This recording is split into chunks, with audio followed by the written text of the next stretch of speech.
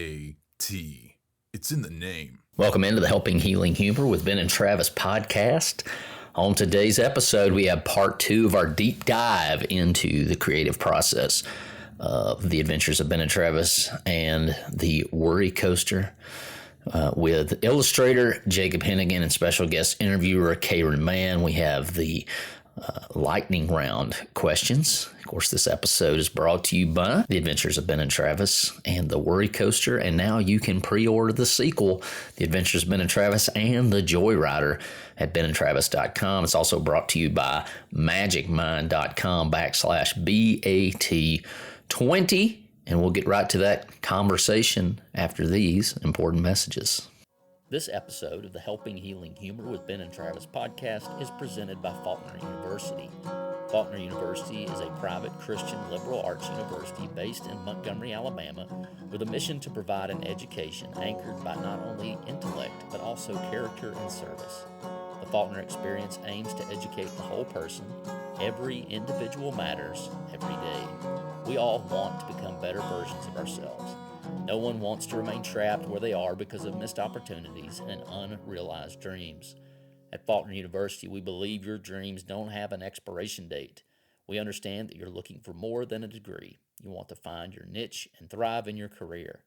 Whether you're a high school senior just beginning your trek or an adult student looking for a better path, Faulkner is here to help guide your journey.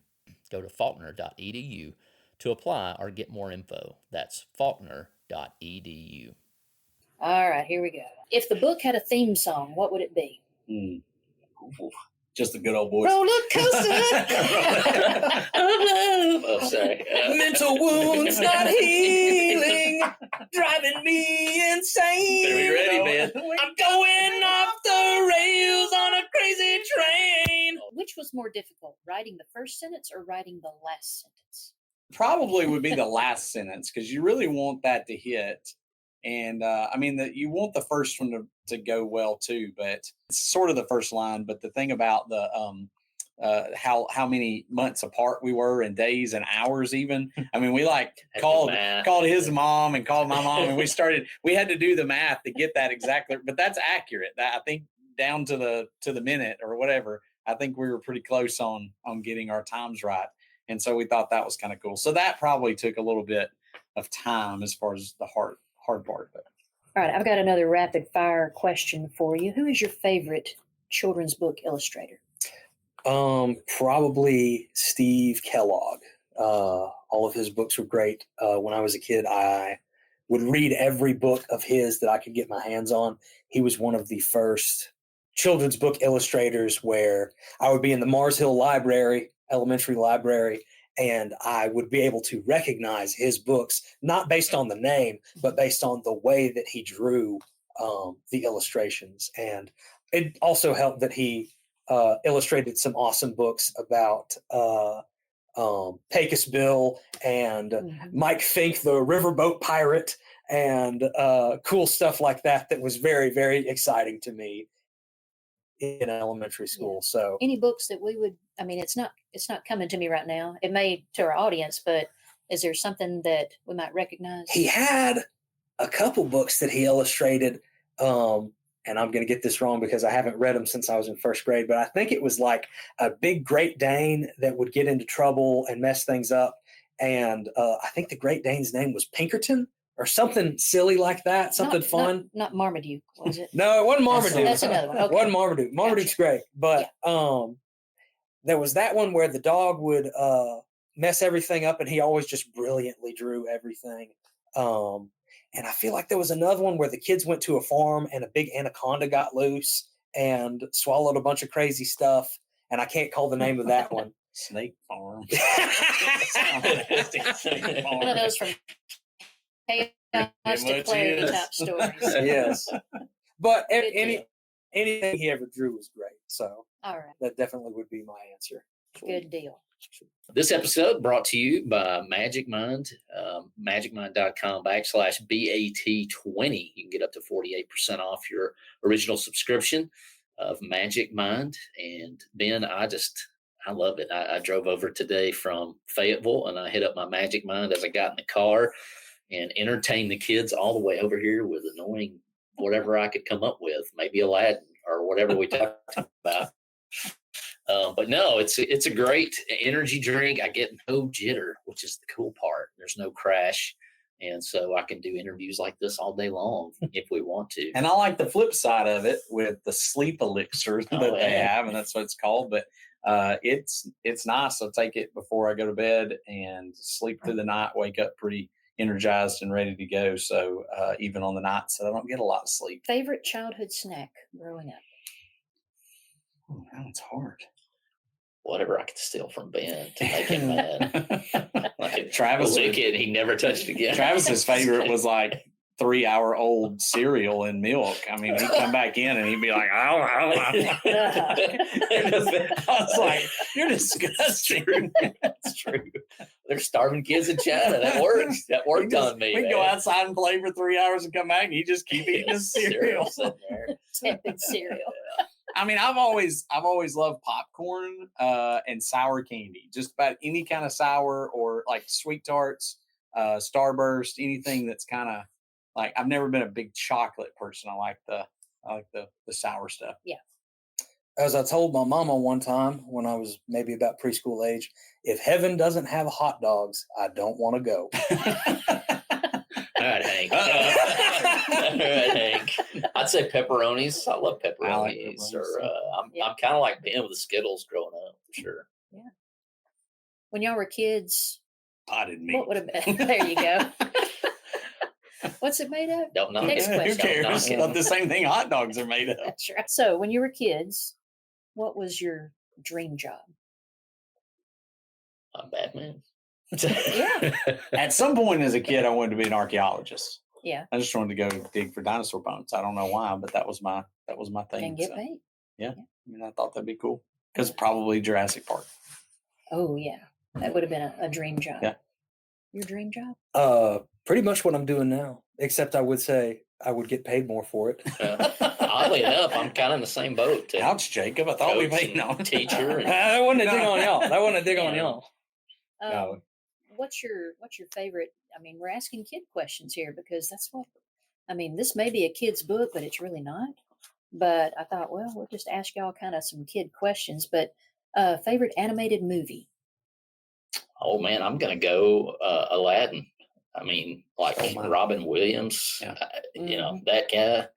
The songs I can still sing them today. Oh, yeah.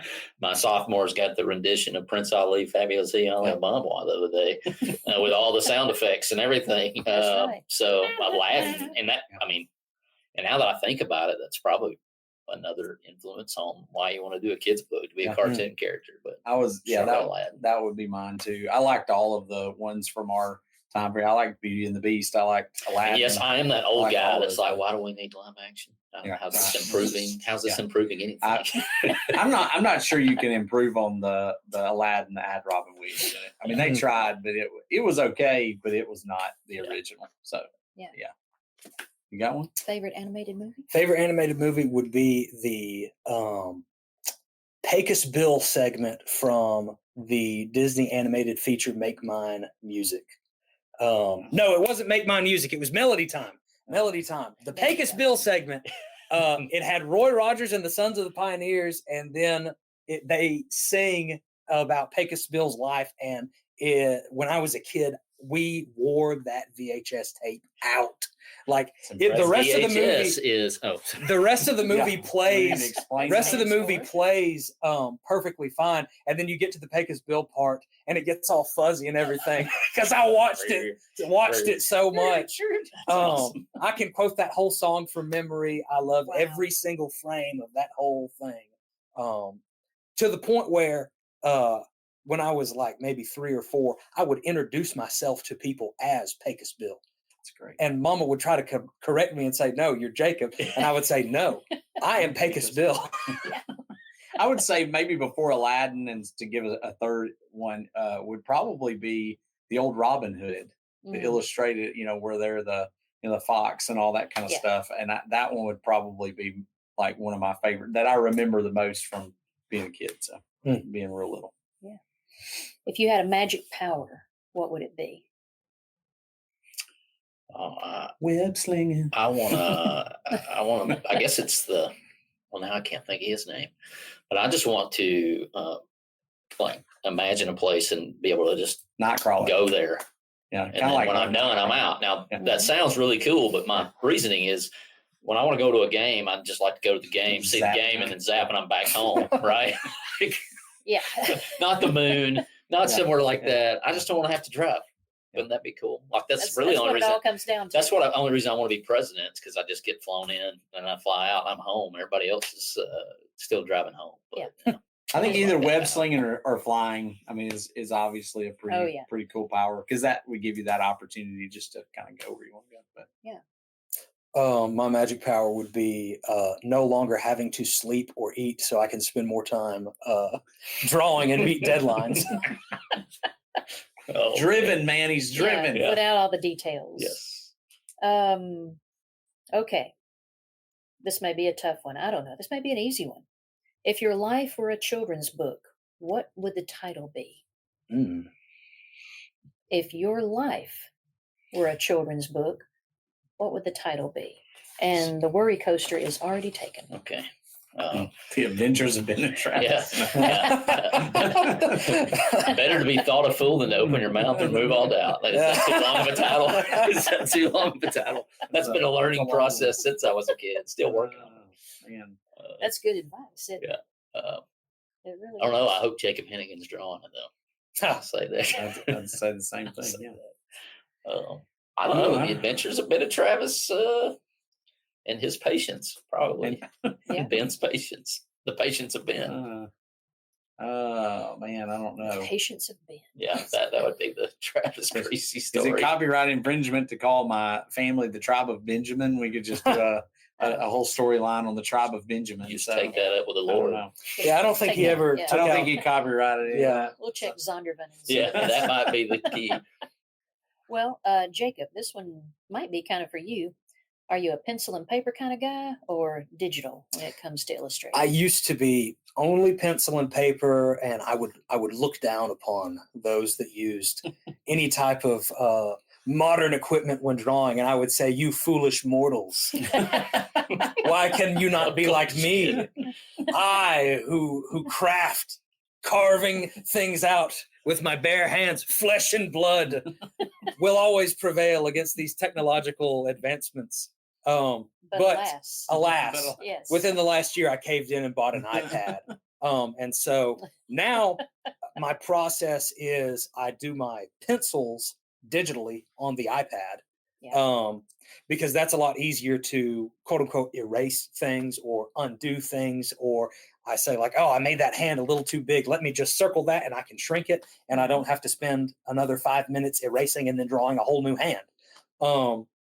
And then I print that out and do good old pen and ink on paper and ink that way. So all of my black and white, my final lines, and the gray tones, my ink washes, are all figured out on the page, a physical piece of paper. Okay. And then I scan this in. This is a little convoluted. I scan that back in, and then it goes back to digital to color, because I am not very good at coloring, or at least I'm not good at coloring things right on the first try. Yeah. And so it's a lot of trial and error, and I have to have something digital so that I can, like I said with the pencils, completely erase something and start over, or grab it and tweak it, or change it, or do something to make the colors work better. And so I need something digital to do that, to get that looking good. That is fascinating. I mean, it really is. It's fascinating, the process that you just sort of put it all into one little capsule for us. But we know that it's a huge undertaking. But when you talk about it, it almost sounds like it's not that hard. Yeah, I mean, But we know that it is. Yeah, it's so smooth. When you talk It's about it, yeah. Oh, it must just come out of his fingertips, Yeah, It's that's like, all it is. Yeah. If you could illustrate any classic children's book, which one would it be? Well, that's the problem is if I say, oh, the Cat in the Hat, then people are going to be like, oh, does he think he's better than Dr. Seuss? Because if I did the Cat in the Hat question, if I did Green Eggs and Ham, it definitely wouldn't be the same at all. That's, All the that's magic that Dr. Seuss had, I have a different kind of magic. You know what I'm saying? Exactly. So if I had to illustrate any kid's book, So that is sort of a challenging question. that for is a you. challenging question. These are supposed to be rapid fire. They are, aren't they? Machine gun, Yeah, bazooka, right? That's right. I don't know. I would probably do like some old fairy tales that have been done and redone so many times, and put my own spin on them. Let's Like say Van Helsing. Yeah, that's my favorite fairy tale. That's it. Yeah. Vampire slayers and all that. No, I would probably do some old mother hen stuff or some old folklore, or something like that, and put a Jacob Hennigan spin on it, maybe. Yeah. If your illustrations could come to life, is there a character that you would really like to meet? Hmm. I want to meet the guy that looks like you but rides the chicken or whatever it is. He doesn't look like me. He does not look like me. He has the coolest possible hair I could possibly draw, which also I already happen to have the coolest possible hairstyle a person could possess. So he doesn't look like me.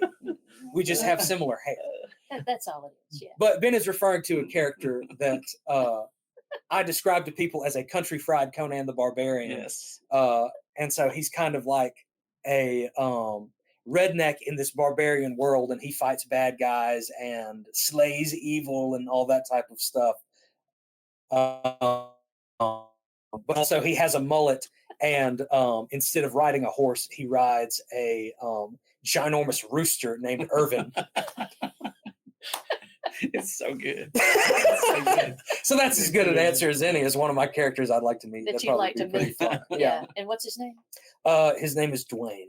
Dwayne. Dwayne the Barbarian, which is a reference to one of the guitar players from the band Molly Hatchet. Oh, okay. But Dwayne and his trusty steed.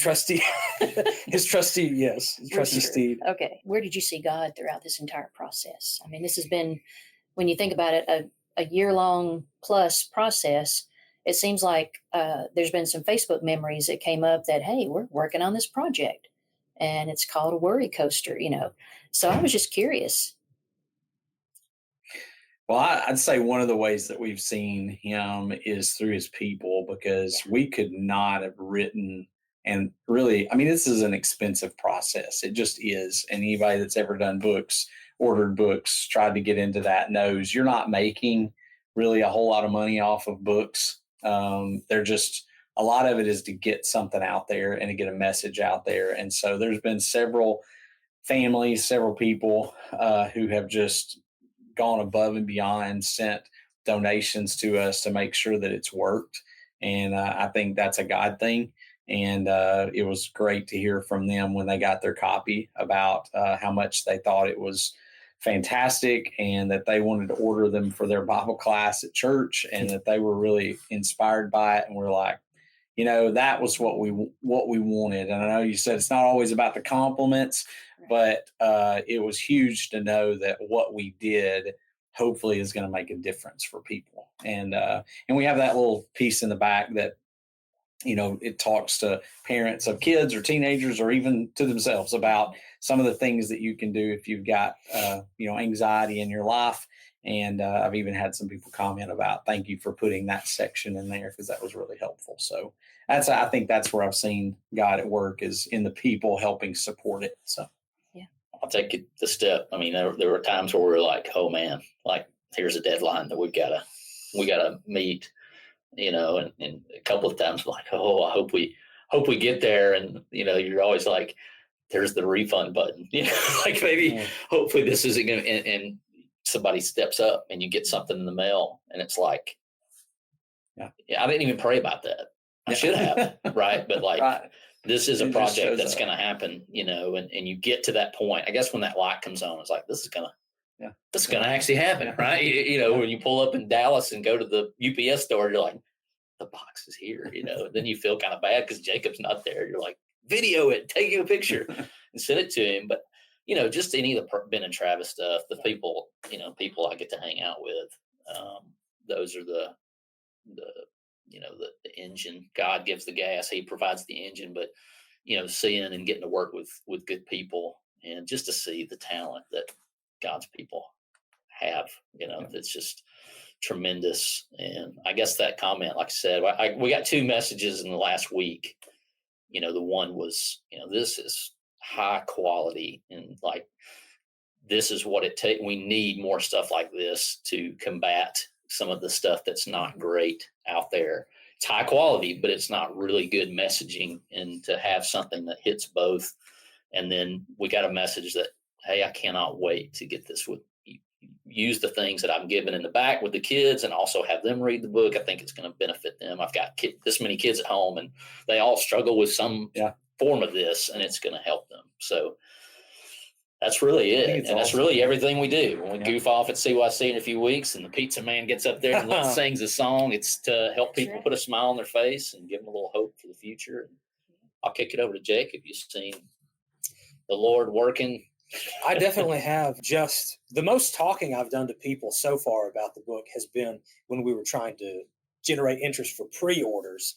And even before we had a book that we could show people, trying to generate interest, I've had people come up to me at the Ben and Travis booth and say, I'm like, they would be older. They would say, I'm not the target demographic for this book. I'm too old for this book. But I have struggled with anxiety my whole entire life, and I have had no idea how to deal with it, had no idea which way to turn. And I am so glad that y'all are making something like this for kids, because when I was a kid, I wanted something like this so bad.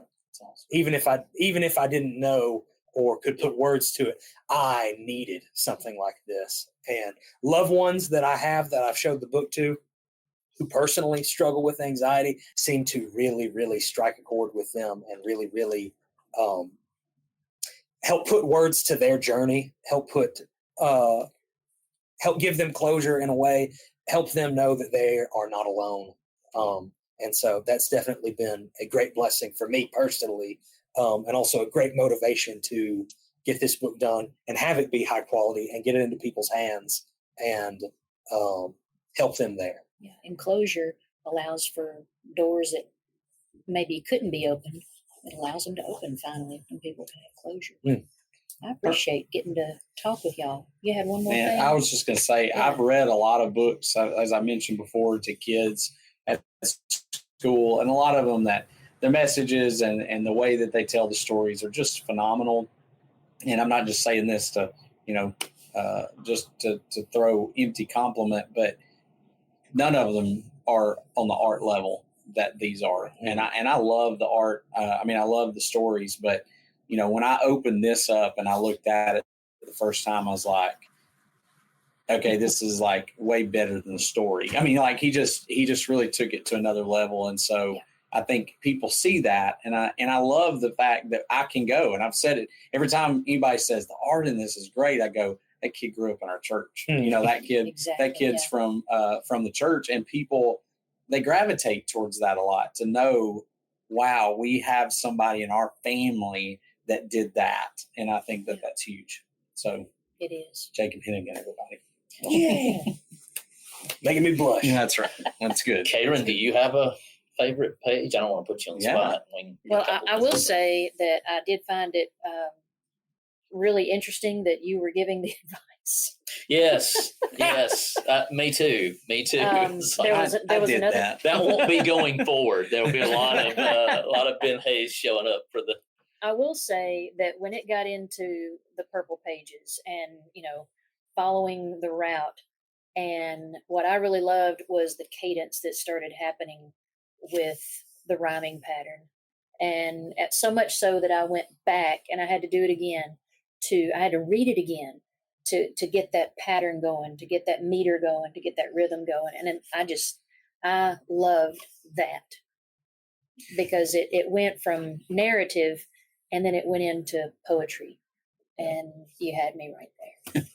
Well, we were really excited. I'm not a rapper like that. And, we were excited. Yes, you are.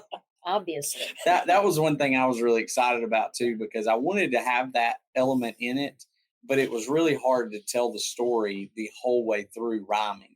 So that Right. was one of the things that kind of both the artwork and Yes. is we thought, okay, when we go into the imaginary world, that's when we get the rhyming part. That's when it started happening. And that's going to natural progression. Yeah, yeah. Mhm. And so, and then when it comes back out of it, and I've seen that in some books that I've read before where there's certain times they're rhyming and certain times they're not. Yes. And I thought that would be a perfect fit for it. And Jacob helped out with that rhyme too, because there was a few places that might not have been as smooth, and Jacob threw some ideas in there, and Travis, and I think it was just it worked out really, really well. I loved that part of it as well. So Well, thank you guys.